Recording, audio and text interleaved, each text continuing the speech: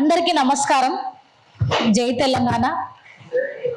అంటే కేవలం రాజకీయ పార్టీలు కాదు, ఈ తెలంగాణ అనేది అందరిది కదా, కాబట్టి ఎవరైనా అనొచ్చు. ఎవరికి కూడా గుత్తాధిపత్యం లేదు ఆ స్లోగన్ మీద.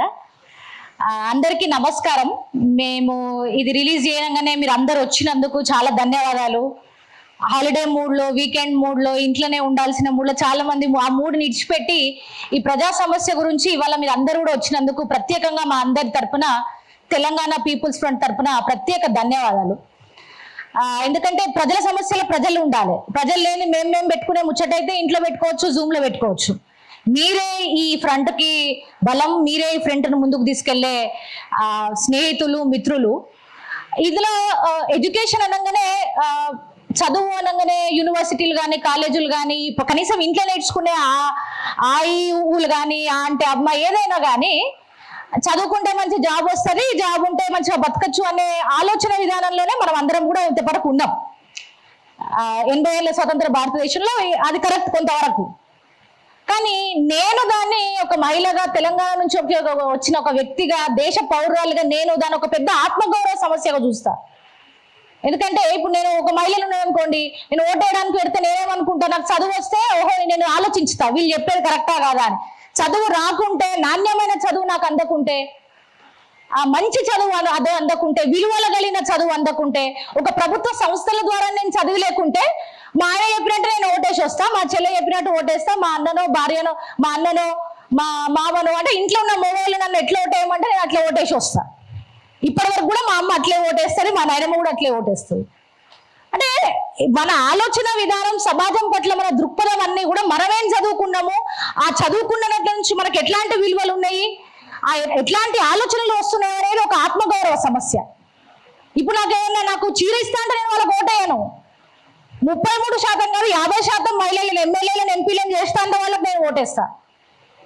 కానీ ఈ ఆలోచన, ఈ అవగాహన ప్రతి ఒక్కరికి ఉండాల్సిన అవసరం ఉంది. కానీ ఎందుకు లేదంటే మూలాధారం, మూలమైన సమస్య, మౌలికమైన సమస్య నాణ్యమైన చదువు, అందరికీ అందుబాటులో ఉండే చదువు లేకపోవడం. కాబట్టి మన పౌరులుగా, పౌరురాలుగా దేశం పట్ల, మన పట్ల, సమాజం పట్ల బాధ్యత ఉండాలన్నా, మనం సంతోషంగా ఉండాలన్నా మౌలికమైనది, ముఖ్యమైనది, మనిషికి గుండెకాయ లాంటిది చదువు, నాణ్యమైన చదువు అని నేను గట్టిగా నమ్ముతాను. కాబట్టి నేను BA honours political science ladies Shri Ram college, LSR అనే కాలేజ్, ఢిల్లీ యూనివర్సిటీలో చదువుకున్నాను. 2011 నుంచి 14 వరకు 5,000 ఫీజు. తర్వాత నేను JNUలో MA ఎంట్రన్స్ రాసి MA పొలిటికల్ సైన్స్ చదువుకుంటే 250 రూపాయల ఫీజు. కాబట్టి కానీ ప్రైవేట్లో 10 లక్షలు 20 లక్షలు ఇచ్చిన డిగ్రీ కంటే అంతకంటే మంచిగా అయితే నేను చెప్తా. వాళ్ళు పిచ్చి పిచ్చి ముచ్చట్లు చెప్తే నేను వాళ్ళ నోరు మూపించేంత దమ్ము, ధైర్యం, సత్తా, విజ్ఞానం నాకు మా పంతులు చెప్పిండ్రు.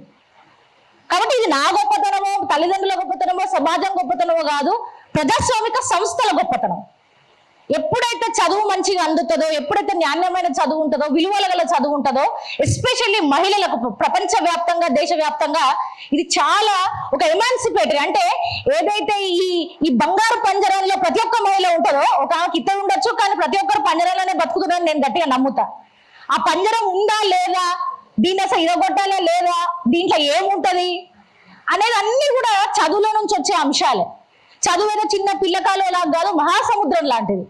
ఎప్పుడైతే దానికి అసలైన విలువ ఇవన్నీ ఉంటాయో అప్పుడే దానికి మంచి ఉంటుందని నేను గట్టిగా నమ్ముతాను. ఈ రాజ్యాంగ హక్కుని, సమాజం ముందుకెళ్లేదాన్ని, ఈ విద్యా హక్కును అనేది అందరికీ అందుబాటులో ఉండాలి అనే దాని మీదనే మేమందరం ముందుకు రావడం జరిగింది.